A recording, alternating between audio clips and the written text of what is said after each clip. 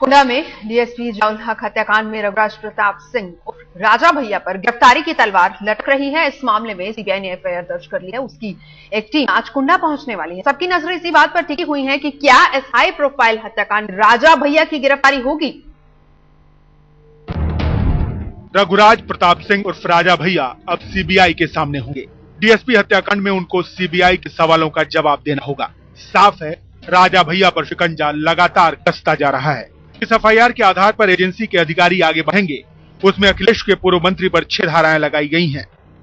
धारा 148 मतलब घातक हथियारों के साथ प्रदर्शन, धारा 149 मतलब गैर कानूनी तरीके से भीड़ इकट्ठी करना, धारा 302 इसका मतलब होता है सीधे हत्या का आरोप, धारा 504 यानी शांति भंग करने के लिए उकसाना, धारा 506 यानी धमकी देना, धारा 120B यानी आपराधिक साजिश रचना।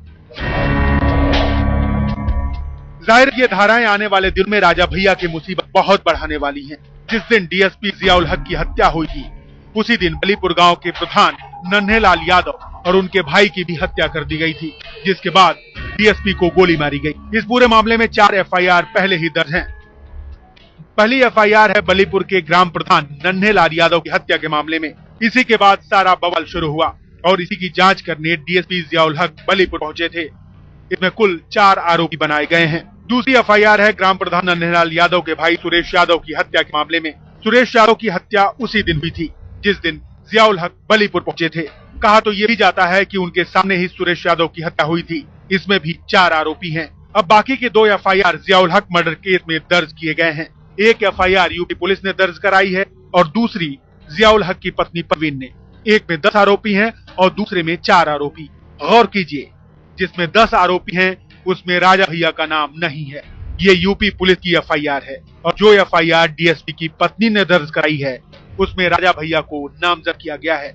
मतलब यूपी पुलिस ने खुद जो 3 एफआईआर दर्ज किए उसमें शुरू में ही रघुराज प्रताप सिंह उर्फ राजा भैया को साफ साफ बचा लिया। सिर्फ परवीन की एफआईआर में राजा का जिक्र है। इस हत्याकांड की जांच की कमान सीबीआई ने संभाली है तो डीएसपी के परिवार को उम्मीद बंधी है। हालांकि संशय कहीं न कहीं अब भी बरकरार है। मैं सीबीआई चाहती हूँ कि सीबीआई जो है जुडिशियरी के अंडर काम करे ताकि कोई उस पर पॉलिटिकल प्रेशर ना हो।